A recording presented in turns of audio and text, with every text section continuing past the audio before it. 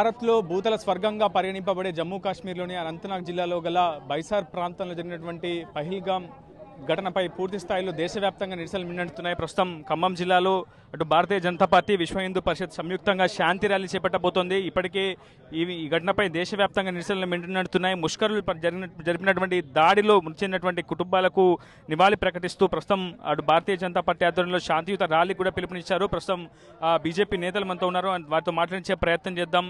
గతంలో కొన్ని దాడులు చూసాం, 26/11 కావచ్చు, ఇతరత్ర అనేక దాడులు చూసాం. కానీ ఈరోజు భారత పర్యాటకులపై జరిపినటువంటి ముష్కరులు జరిపినటువంటి దాడిని ఏ విధంగా చూస్తారు? నిన్న జరిగినటువంటి పహల్గామ్లో జమ్మూ కాశ్మీర్లోని దాడి వాళ్ళు చాలా పకడ్బందీగా ఎక్కడైతే పబ్లిక్ పారిపోనేటువంటి ప్లేస్ను ఎంచుకొని కూడా చుట్టుముట్టి ఎవరైతే వాళ్ళని పేర్లు అడిగి వాళ్ళ ఐడెంటిటీ కార్డులు అడిగి హిందూ అన్న ప్రతి ఒక్కరిని కూడా నిర్దాక్షిణ్యంగా తరిమి కాల్చి చంపారు. ఇదైతే చాలా బాధాకరమైన విషాదకరమైన అంశం. ఇలాంటి యొక్క మూకలను హిందువులు కళ్ళు తెరిస్తే ప్రపంచ దేశాలకు ఏమవుతుందో, ఇలాంటి ముష్కర సంస్థలను ఎక్కడ తరిమి కొడతామో. భారతదేశాన్ని పరిపాలిస్తుంది 52 అడుగుల ఛాతి గల సింహం పరిపాలిస్తుంది. మీరు ఇంటర్నల్గా సపోర్ట్ చేసిన వాళ్ళకి బయట దేశాల నుంచి వాళ్ళకి ఫండింగ్ ఇచ్చి సపోర్ట్ చేసి తెర వెనక ఉన్న ఎవరినైనా కానీ హిందువుల జోలికొస్తే వదవని తీవ్రమైన హెచ్చరిక మేము పంపిస్తున్నాము.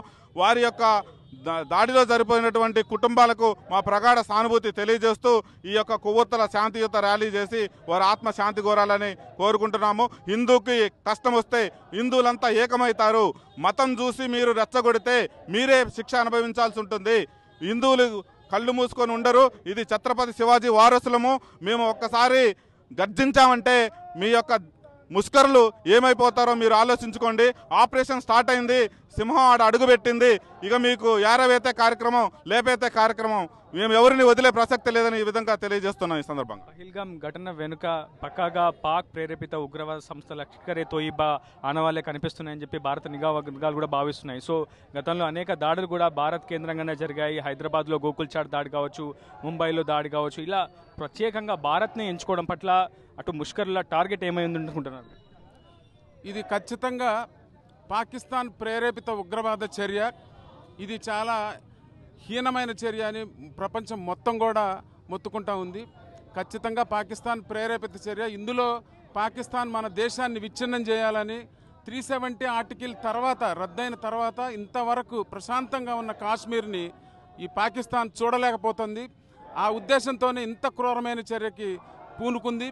ఇది అందరం ఖండిస్తున్నాం. అలాగే పాకిస్తాన్ మేమందరం గుర్తుపెట్టుకోవాల్సిన విషయం ఏంటంటే భారతదేశం అంతా ఐక్యంగా ఉంది. మేమందరం ఐక్యంగా ఉన్నాం. ఇలాంటి చర్యలను మేము ఖండిస్తాం. తీవ్రవాదాన్ని కాశ్మీర్లో లేకుండా చేస్తాం. మా ప్రభుత్వం చేస్తుంది. ఈ బీజేపీ ప్రభుత్వం, మోడీ ప్రభుత్వం ఖచ్చితంగా ఇంకొకసారి తీవ్రవాదం అన్నది కాశ్మీర్లో అలాగే భారతదేశంలోనే లేకుండా చేస్తుంది. మేమందరం ఐక్యంగా ఉన్నాం. ఇది జరిగి తీరుతుంది. ఖచ్చితంగా ఇది జరగాలని ప్రజలందరూ కూడా ఆశిస్తూ ఉన్నారు.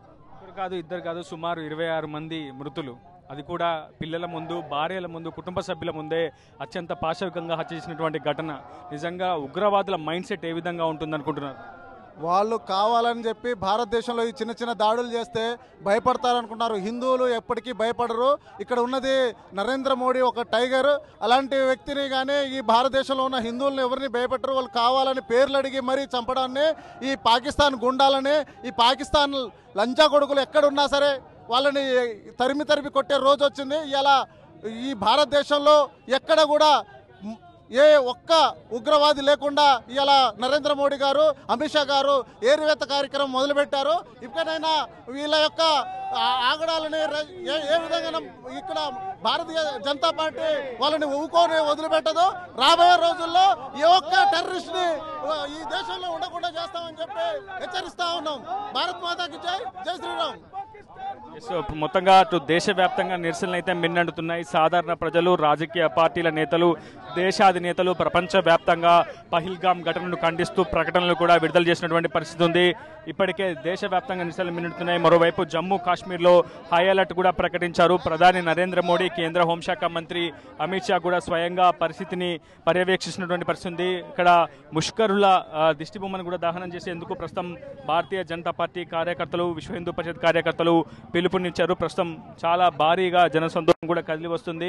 ప్రస్తుతం భారతీయ జెండాలు త్రివర్ణ పతాకాలను ధరించి శాంతి ర్యాలీలో పాల్గొంటున్నారు అటు బీజేపీ కార్యకర్తలు. ఏదేమైనప్పటికీ పహల్గామ్ ఘటన అందరినీ కూడా కలిసివేస్తుందనే చెప్పుకోవాలి. ప్రస్తుతం మరికొంతమందితో మాట్లాడించే ప్రయత్నం అయితే చేద్దాం.